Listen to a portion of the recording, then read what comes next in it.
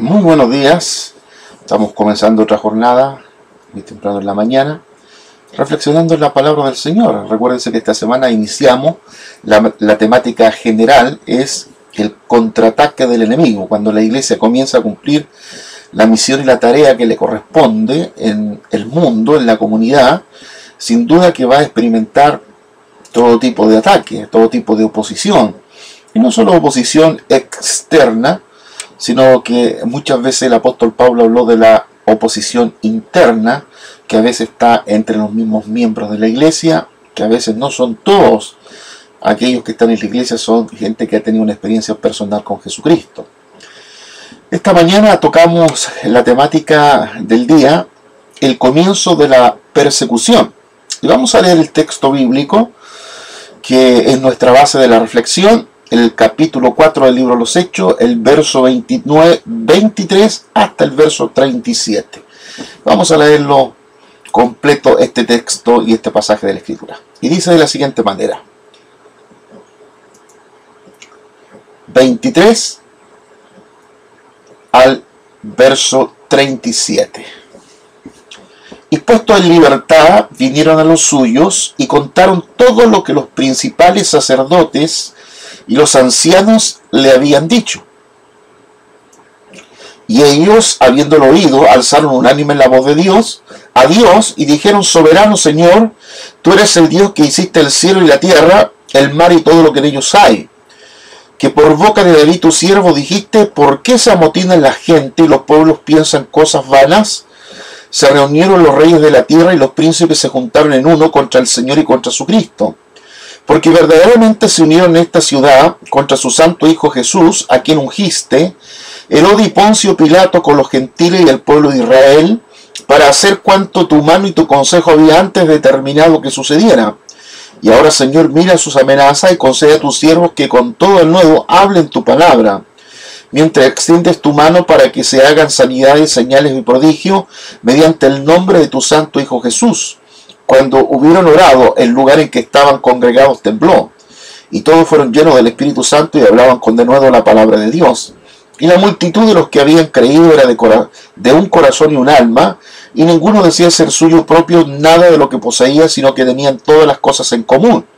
Y con gran poder los apóstoles daban testimonio de la resurrección del Señor Jesús, y abundante gracia era sobre todos ellos.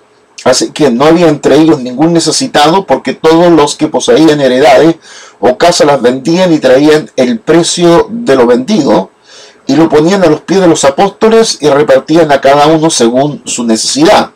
Entonces José, a quien los apóstoles pusieron por sobrenombre Bernabé, que traducido es hijo de consolación, levita natural de Chipre, como tenía una heredad, la vendió y trajo el precio y lo puso a los pies de los apóstoles.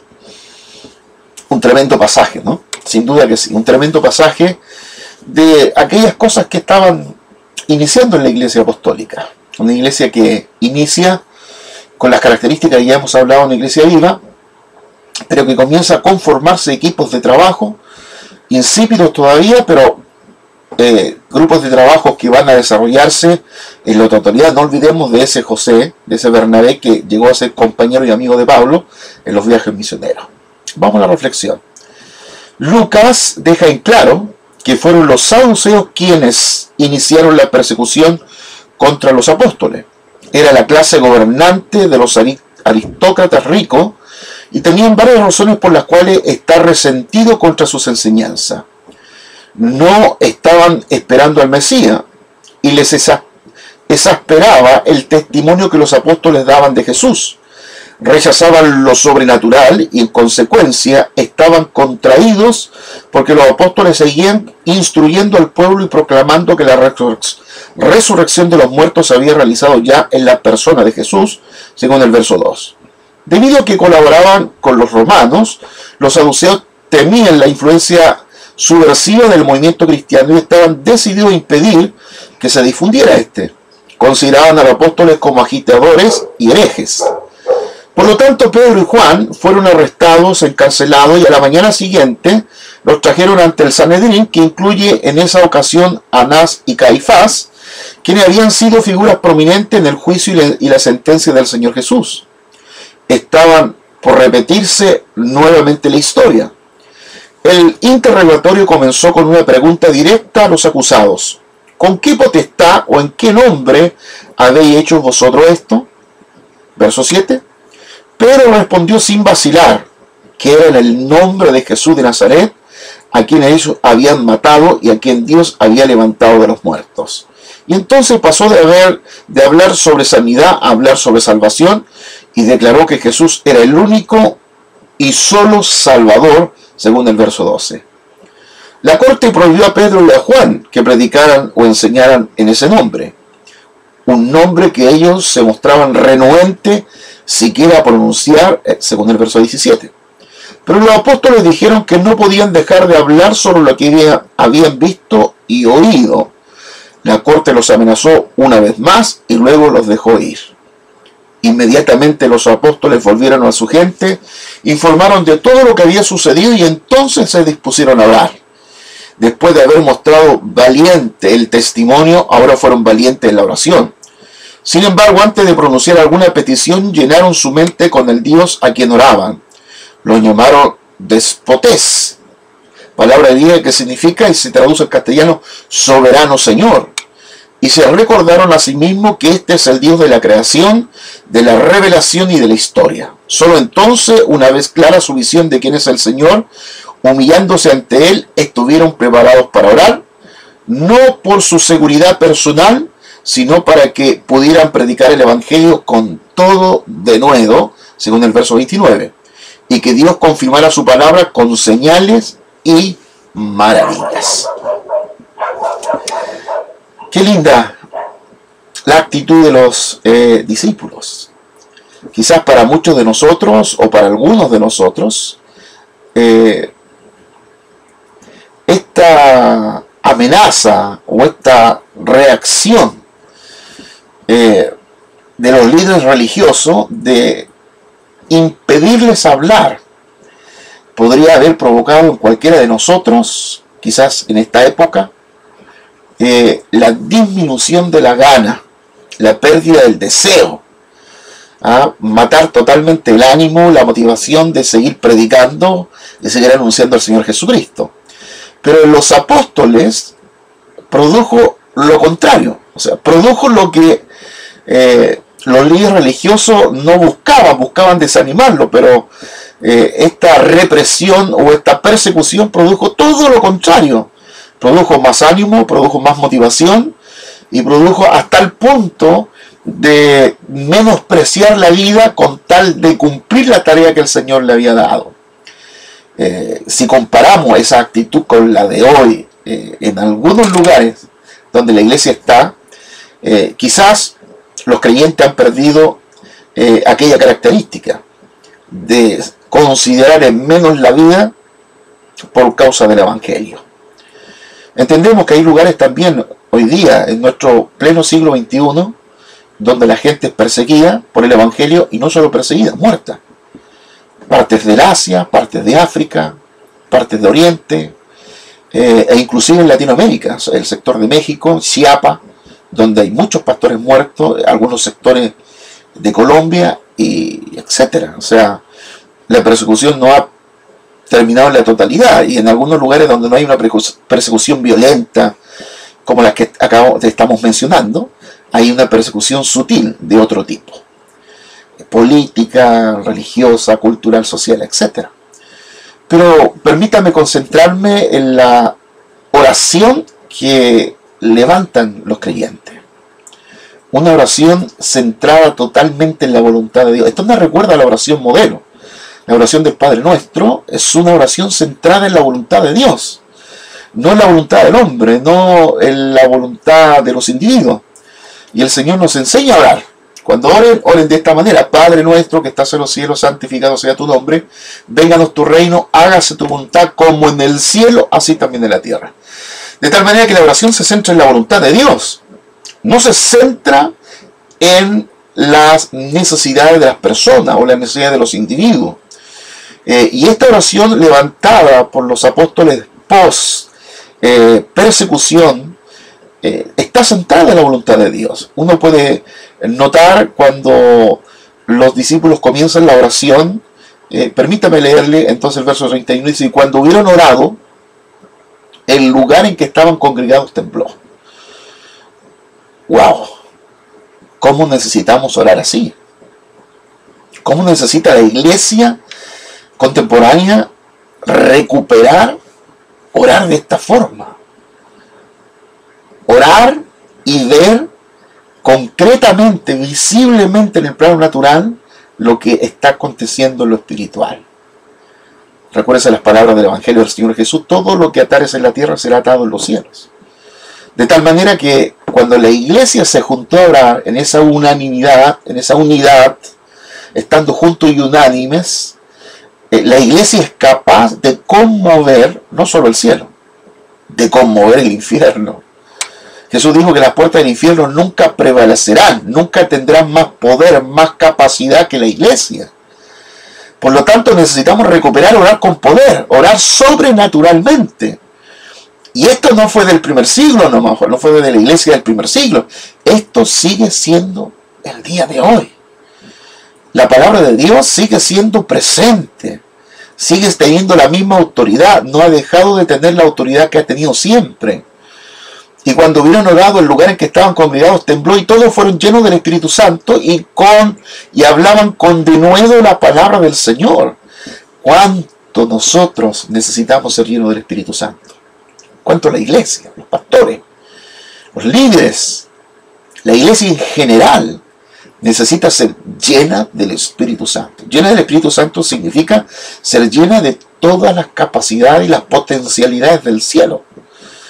Estar abundante de poderes, de capacidades y de unción del cielo. Esta fue la media de la iglesia, llena. El Señor estableció una medida: ser lleno del Espíritu Santo. Y la iglesia no puede ser menos, no puede ser un tercio, ni medio, ni 90%. Tiene que ser llena, completa, 100% del Espíritu Santo. Una iglesia que está llena del Espíritu Santo siempre marca la diferencia en su entorno.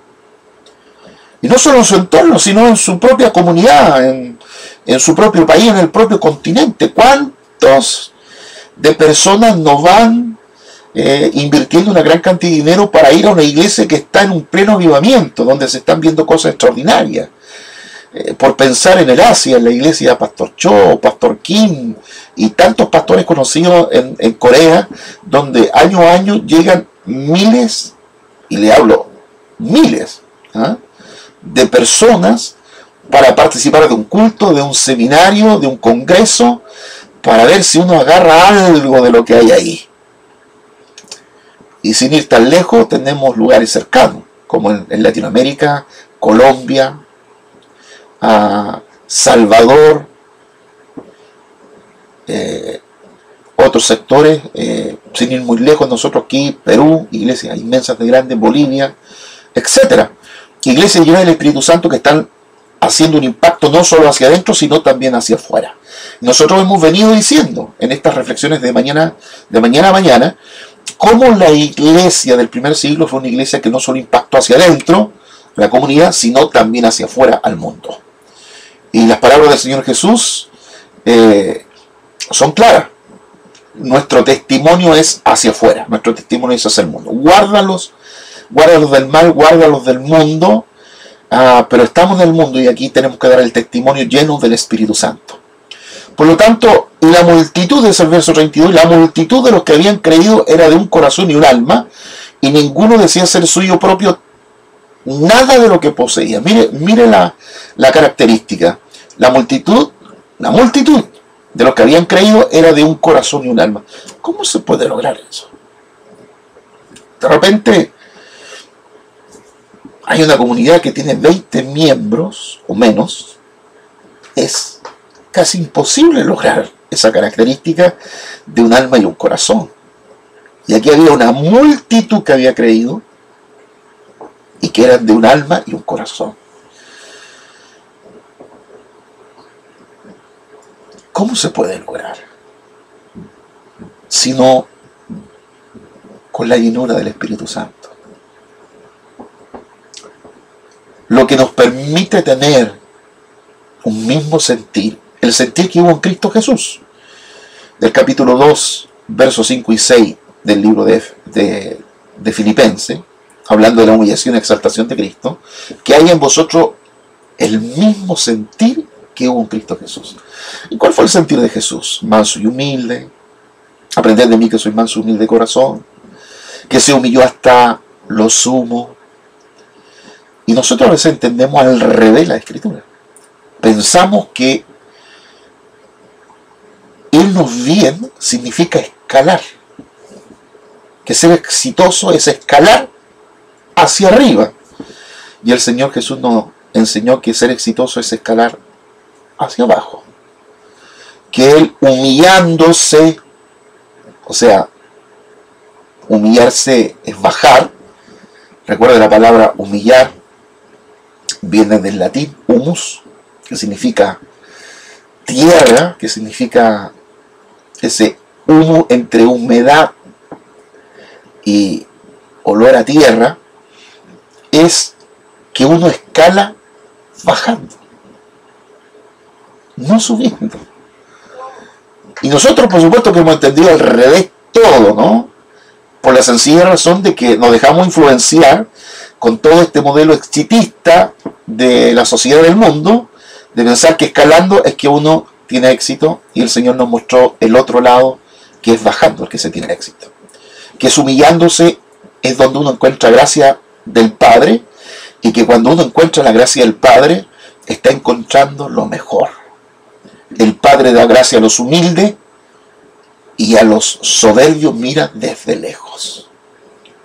Por lo tanto, queridos, la persecución que experimenta la iglesia de inicio, una iglesia que comienza con judíos, que es una iglesia mesiánica todavía, no está en la inclusión de los gentiles, sino hasta el capítulo 10, con Cornelio, pero esta iglesia comienza a experimentar lo que significa ser una iglesia llena del Espíritu Santo y lo que significa llevar una iglesia con las manifestaciones y las señales.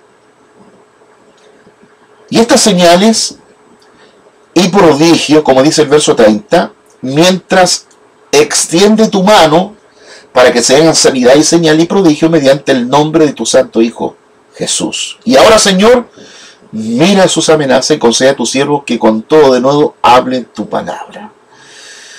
Pero en ningún momento echarse para atrás, retroceder.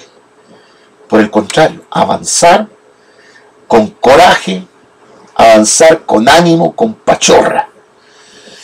El Evangelio nos debe llevar hacia adelante y nunca hacia atrás. Y si hay oposición, si alguien se opone, el diablo se opone, bueno, la oración es el mecanismo para hablar a Dios y decir a Dios: Señor, ayúdanos. No es que, Señor, quítenos la oposición, o Señor, quítenos la persecución, sino, Señor, acompáñenos para que podamos resistir la oposición y seguir avanzando hasta establecer, Señor, los principios, establecer a la iglesia del Señor Jesucristo, no con fuerza humana, sino con el poder del Espíritu Santo. Las palabras de Zacarías: no es con fuerza ni con poder, sino con tu Santo Espíritu. Queridos hermanos, tenemos que llevar una fe llena del Espíritu Santo. Aquí no se trata de conocimiento más, conocimiento menos. El conocimiento es importante, pero solo conocimiento envanece. El amor edifica, pero el conocimiento envanece. Si es un conocimiento solamente teológico que no tiene vida, y el conocimiento teológico es importante, bueno, yo soy un estudiante de teología, pero es el conocimiento de Dios, es el que trae la vida. Es el conocimiento de Dios que permite que la iglesia tenga autoridad y poder. Recuerdes esa palabra tremenda: el pueblo perece por falta de conocimiento. ¿Pero qué conocimiento? ¿Teológico? No. Conocimiento espiritual, conocimiento de Dios, que es el conocimiento que da vida. Recordemos las palabras del Señor Jesús del Evangelio de Juan, capítulo 6, versos 63 y siguientes. Mis palabras son espíritu y son vida. Mis palabras, las palabras de Jesús, las palabras que han salido de su boca. No solo de pan vive el hombre, sino de toda palabra que sale de la boca de Dios. Tenemos que alimentar nuestro espíritu con la palabra del Señor. Leer un buen libro acerca de Dios son buenos. Usted puede ver detrás mío, tengo cientos de libros. Soy un lector permanente. No solamente de libros teológicos, sino también de libros de experiencia, de avivamiento, de testimonio. Pero entiendo que todos esos libros que están detrás de mí no tienen ninguna autoridad comparada con la Biblia, con la palabra de Dios. La iglesia tiene que ser llena de la palabra de Dios. Los hermanos, los miembros tienen que ser gente llena de la palabra de Dios. Hay que leer la Biblia. Y no solo leerla, obedecerla. Obedecer la palabra del Señor. Obedecer los desafíos que el Señor nos hace. Por eso fíjese la actitud de los apóstoles. En ningún momento pensaron retroceder, sino por el contrario, avanzar. Si viene la amenaza, es necesario obedecer a Dios antes que los hombres. Fue la conclusión. Que Dios nos permita concluir de la misma manera. Que usted y yo, que tenemos un mandato del cielo de llevar el mensaje de Jesucristo a toda persona en todo lugar. Y que éste vaya acompañado de señales, prodigios y sanidades. Las señales, prodigios y sanidades están mostrando que Dios está con usted. Son las señales del reino, no son nuestras señales. En nosotros no hay ni un poder para hacer alguna señal, pero es Dios en nosotros. Es el Espíritu Santo en nosotros. Que si el Espíritu Santo, el que vino en el nombre de Jesús, está en la comunidad de la iglesia y en nuestra vida, el resultado inmediato son señales y milagros. Esta es una tensión permanente en el libro de los Hechos. Los que estaban llenos del Espíritu se notaba. Hacían señales, prodigios y milagros. Hoy día, cuando no hay señales, prodigios y milagros, ¿cómo podemos concluir? ¿Está el Espíritu Santo o no está? ¿Tenemos realmente una experiencia con el Espíritu Santo? ¿Realmente tenemos comunión con el Espíritu Santo, como lo expresa Pablo al final de la carta de la segunda de Corintios? Que la gracia del Señor Jesucristo, el amor del Padre, la comunión, esa palabra griega que significa asociación, relación, intimidad, realmente estamos teniendo una relación, una intimidad con el Espíritu Santo. En el nombre de Jesús. Son muchas preguntas que necesitamos responder personalmente, cada uno de nosotros. Dios les bendiga y nos vemos mañana en la mañana en nuestra siguiente reflexión.